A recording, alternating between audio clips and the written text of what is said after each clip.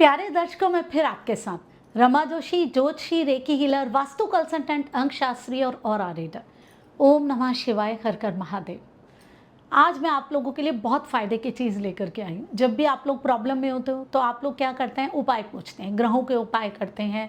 सिद्ध पुरुष जो ज्ञानी हैं, ध्यानी हैं, उनसे पूजा पाठ अपने आप करवाते हैं। जो भी आपको करवाना होता है, हवन करवाते हैं, सारी चीज़ें करवाते हैं। और फिर आप तीर्थ भी जाते हैं, बहुत सारी चीज़ें करते हैं। और जो लोग सामर्थ्य नहीं रखते, वो नहीं जा सकते किसी पंडित के पास, वो नहीं करवा सकते किसी सिद्ध पुरुष से काम, क्योंकि देखिए हर एक के पास अपनी अपनी नॉलेज है। जो लोग इसमें माहिर होते हैं, आप उनके पास जाते हैं कि भाई आपने तो ये सब जाप वाप कर रहे हैं, मंत्र जाप कर रहे हैं, आप हमारा काम कर दीजिए। जैसे कि मैं हीलिंग करती हूँ, कुछ लोग अपनी प्रॉब्लम्स के लिए हीलिंग करवाते हैं, उनको सॉल्यूशन मिलता है।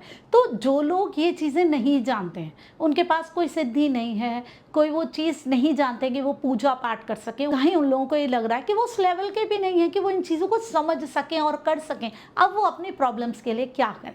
नॉर्मल तो देखिए वो उपाय करते हैं जो कि हम बताते हैं। सूर्य को जल चढ़ाइए, तुलसी को जल चढ़ाइए, ओम नमः शिवाय करिए, शिवलिंग पे जल चढ़ाइए। लेकिन उसके बाद भी आपकी प्रॉब्लम्स अगर सॉल्व नहीं होती तो आप सोचते हैं कि अब हम करें तो करें क्या। हम तो ये उपाय कर रहे हैं क्योंकि हम उन सिद्ध लोगों से नहीं जुड़ सकते हैं, क्योंकि हमारे पास इतना पैसा नहीं है। अब हम क्या करें। अब आप भक्ति कीजिए। भक्ति की शक्ति सबसे ज़्यादा ऊपर है। आप जब स्वयं भक्ति करेंगे ना, तो उसका जो आपको प्रभाव होगा ना, वो हर चीज़ से ऊपर होगा। आप कहेंगे ऐसा कैसे हो जाएगा। अगर हम किसी सिद्ध पुरुष से पूजा कराएंगे, पाठ कराएंगे, किसी तीर्थ में कुछ कराएंगे, बिल्कुल उसका फल मिलेगा। लेकिन भक्ति की शक्ति अगर आप सरलता सहजता से करेंगे तो उससे बढ़ के क्या है। देखिए ज्ञानी ही कर सकता है भक्ति, कोई भी व्यक्ति नहीं कर सकता। जिसके अंदर सरलता होगी, सहजता होगी। आप भक्त देख लीजिए, प्रहलाद। और जो आप देखिए होलिका वाली कहानी, उसके पास तो वरदान था ना कि वो जलेगी नहीं। कौन जला?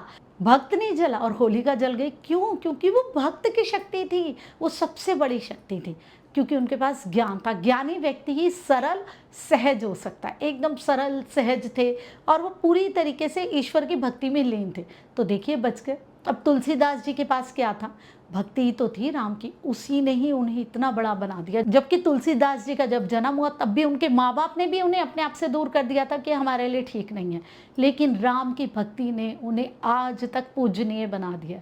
तो देखिए भक्ति में कितनी शक्ति होती है। अब आपको क्या लगता है, भाई हम तो भाई इतना जानते भी नहीं है लोगों को, लोग हमें बुद्धू बना देते हैं, हम सीधे साधे हैं, भोले हैं, लोग हमें ठग लेते हैं, हम भी चालाक बनेंगे, हम भी स्वार्थी बनेंगे, हम भी लोगों के जैसे करेंगे। बिल्कुल नहीं करिए।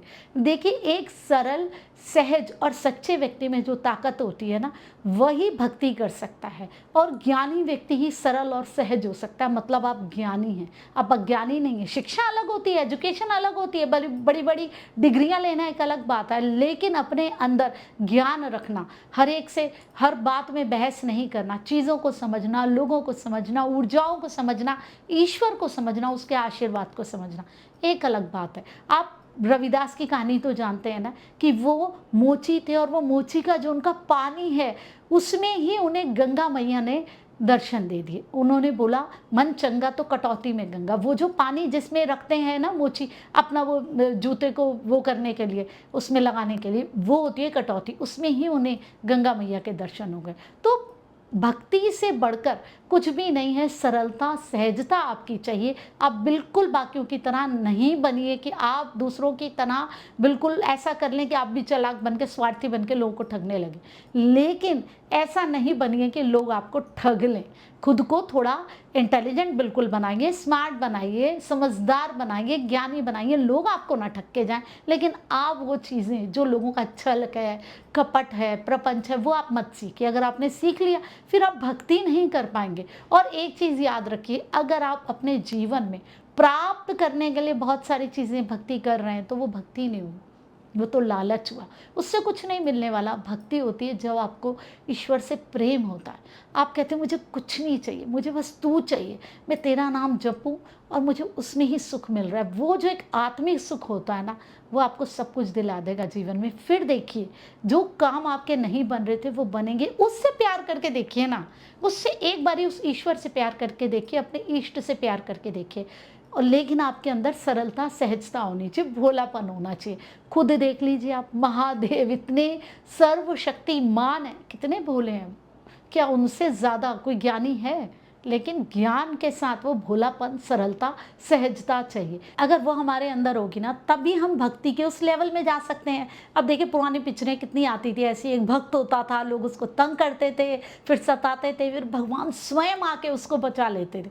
वो झूठ थोड़ी ना था, वो सब सच था। स्वयं आते हैं ईश्वर बचाने के लिए, लेकिन आपको सरल और सहज होना है और भोला होना है। लेकिन ठगे नहीं जाना है लोगों से, बिल्कुल नहीं ठगे जाना है। लेकिन लोगों को आपने नहीं ठगना, अपने आप को बचाइए और लोगों को मत ठगिए। अपनी पॉजिटिविटी को अपने पास ही रखिए। लेकिन ऐसा नहीं है कि वीक हो जाइए, जो आ रहा है आपको कुछ सुना के चला जा रहा है, आपको ठग के चला जा रहा है। आप बोले भी मैं तो सरल हूँ, सहज हूँ। सरल हो, सहज हो, बेवकूफ़ थोड़ी ना हो। बेवकूफ़ नहीं बनना है, आपको ज्ञानी बनना है। ज्ञानी व्यक्ति ही सरलता से, सहजता से चीज़ों को स्वीकार कर सकता है और उस ईश्वर की भक्ति कर सकता है। भक्ति में बहुत शक्ति होती है। आपको लगता है कि सिद्ध पुरुष है, यही चीज़ कर सकते हैं।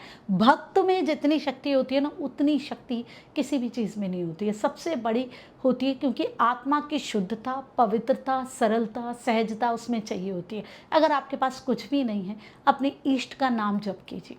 जब आप जपते हैं किसी भी चीज़ को, जब आप मंत्रों का उच्चारण करते हैं, तो वो वाइब्रेशंस हमेशा रहती है ब्रह्मांड में। कहते हैं ना कि जो गीता का पाठ हुआ है, जो गीता बोली है श्री कृष्ण ने, वो अभी भी ब्रह्मांड में है। वाइब्रेशंस कभी भी कहीं नहीं जाती है इस ब्रह्मांड से। अब देखिए लेयर बनती रहती है, जैसे जो जो हम बोलते रहते हैं वाइब्रेशंस आती रहती है और ऊपर, फिर वो ऊपर चली जाती है, फिर नीचे जो हमने बोला फिर उसकी लेयर आ जाती है।